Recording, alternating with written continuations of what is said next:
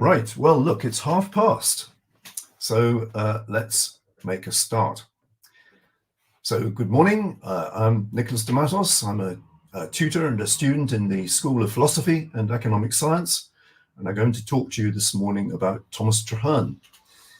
So 8 days ago, 350 years, there was the 350th anniversary of the burial of Thomas Traherne beneath the reading desk where the lectern now is in St Mary with St Alban, Teddington, where I sing in the choir. I couldn't let this time go past without celebrating Thomas Traherne, especially as we're running a festival currently in the church. So Thomas Traherne, I'll show you a picture of him. This is the only known and presumably imagined portrait of Thomas Traherne in the east window of the church. Let's put this over here. Thomas Traherne was the son of a shoemaker in Hereford. He was not entered into any parish register, but was thought to have been born in about 1636 or 7. That he was born into poverty is attested to by the quote. And I'll put this quote in so you can see. Some people say that he was actually a son of a mayor of Hereford. But I'm not sure that ties in with this quote. And I'll see what you think. So here it is in chat.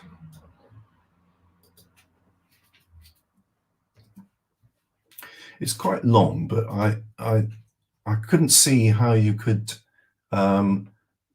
distinguish one or other bit of his reasoning.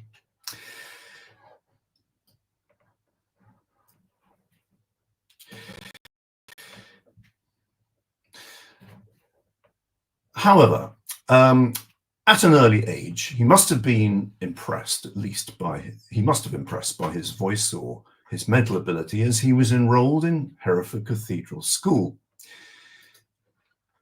And he went on from there to Brasenose College, Oxford, receiving his degree in 1656 at about the age of 20. His education saved him from the immediate effects of the English Civil War, which was raging during his education in Hereford. And by the time he had graduated, Oliver Cromwell had been Lord Protector for about 5 years. It seems likely that it was because of this, that although he took holy orders, he was not ordained, but appointed by the Cromwellian commissioners for the appointment of public preachers to be rector of St Mary's Church, Craden Hill, near Hereford in 1657. Such must have been his maturity and gravitas, in addition to his other admirable character traits. Here's a quote. "He was one of the most pious, ingenious men that ever I was acquainted with," said a contemporary, and went on. "He was a man of a cheerful and sprightly temper, ready to do all good offices to his friends and charitable to the poor almost beyond his ability." The manuscript of one of Traherne's poems, shown here, shows evidence of a neat, devout man and enthusiastic poet. Traherne himself said that "too much openness and proneness to speak are my disease, too easy and complying a nature."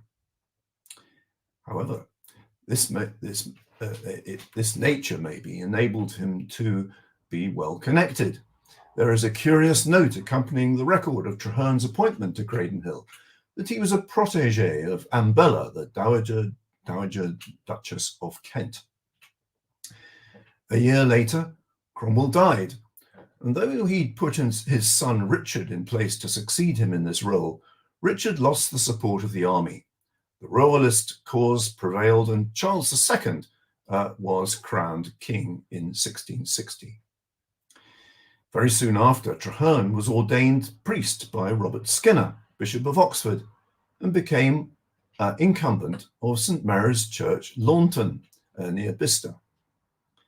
Then, in 1667, Traherne was appointed private chaplain to the enormously powerful and influential man, Sir Orlando Bridgeman, the Lord Keeper of the Seal to Charles II, an appointment which carried responsibilities similar to a Lord Chancellor. This nobleman lived at Teddington. Traherne only published one work in his lifetime, Roman Forgeries, a work very different from what became his trademark writing, being an indictment of the Roman Catholic Church. Traherne was in this post as chaplain for 7 years, and was working on another publication when Sir Orlando died, and Traherne himself became ill, just having enough time to make a will to leave a bequest to his servants and his few belongings to his brother Philip and his sister-in-law Susan. According to the writer Anthony R. Wood, Traherne had always lived a simple and devout life. His will shows that he possessed little beyond his books. However, these few possessions included the manuscripts of all his writings, including that of the book he was preparing for publication at the time of his death, Christian Ethics. This was published, probably by Philip Traherne, in 1675, a year after Thomas died. But by 1699, Thomas Traherne was an unknown name. His treatise, a serious and pathetical contemplation of the mercies of God, was attributed to an anonymous author by the publisher. After Philip Traherne's death, Thomas's manuscripts were for some reason passed to the ironically named Skip family of Ledbury, where they lay dormant for 200 years, only coming to light in an extraordinary way 10 years after the dissolution of the family's assets. William T. Brooke was a businessman with a special interest in hymns and ecclesiastical writings. In winter 1896, he was browsing through bookstalls in a market and came across a barrow of books about to be trashed, as he put it. In this barrow were some old manuscripts. Thinking they might be the work of the mystic Henry Vaughan, he showed them to Alexander Grosart, a Scottish clergyman and specialist in Elizabethan and Jacobean literature, who reprinted rare works. Grosart agreed that they were by Vaughan and aimed to include them in a publication of Vaughan's works. But the following year, Grosart died. Grosart's collection was purchased by Charles Hyam, a bookseller, who asked his friend Bertram Dobell, the literary scholar and bookseller, to examine them. Dobell did not think that they were by Vaughan, but identified them as Traherne's. 4 years later, the poetical works of Thomas Traherne was published in 1903, and 5 years after that, Centuries of Meditations in 1908. This comprised Traherne's prose writings. Centuries is being described as one of the finest prose poems in our language, and passages have been set to music almost as often as his poetry. I'm going to talk a little bit about mysticism. The English dictionary defines a mystic as one who seeks by contemplation, etc., to achieve unity with the deity, or who believes in the spiritual apprehension of truths that are beyond the understanding. We get a glimpse of how this might have come about in this extract from his Traherne's 3rd century of Meditations. As I say, it's a bit long, but you'll see why I need to include all of it. Let's bring Thomas back. onto the screen. Once I remember, I think I was 4-year-old, when I thus reasoned with myself, sitting in a little obscure room in my father's poor house. If there be a God, certainly he must be infinite in goodness. And that I was prompted to by a real whispering instinct of nature. And if he be infinite in goodness, and a perfect being in wisdom and love, certainly he must do most glorious things, and give us infinite riches. How comes it to pass, therefore, that I am so poor, of so scanty and narrow a fortune, enjoying few and obscure comforts? I thought I could not believe him a God to me, unless all his power were employed to glorify me. I knew not then my soul and body, nor did I think of the heavens and the earth, the rivers and the stars, the sun or the seas. All those were lost and absent from me. But when I found them made out of nothing for me, then I had a God indeed, whom I could praise and rejoice in. So the italics in the quote are mine and highlight the crucial points in his reasoning. Glorify me shouldn't, I think, be taken in an egotistical sense, but more in the sense that I should be part of his glory. When he awakens to the glory around him, including, as he says, his own soul and body, he perceives it as arising out of nothing and for his benefit as its perceiver. During this process, he unifies and identifies with God. His phraseology is significant. I had a God, he says. Again, he's clearly not talking about the ego, but, I would conjecture, about a higher self. In his later writings, he flits in and out of this perception. So I'm going to read you an example of one of his poems, and it's set here to music as a hymn. Sometimes he is full of praise for God and the creation, and sometimes he and God are one. It's entitled Sweet Infancy, and indeed in his poetry often harks back to his childhood when he had a particular clarity of perception.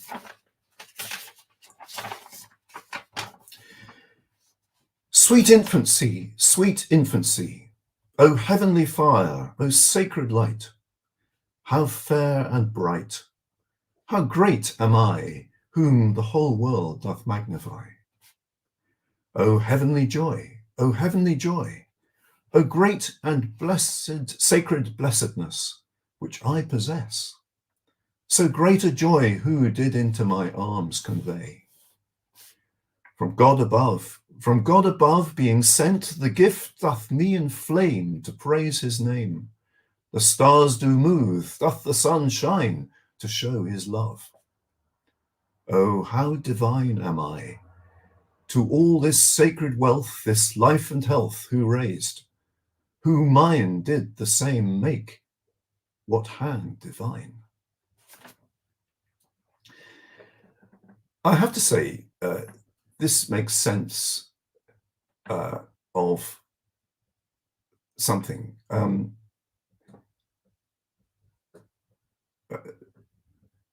which I experienced in my teens as a student. A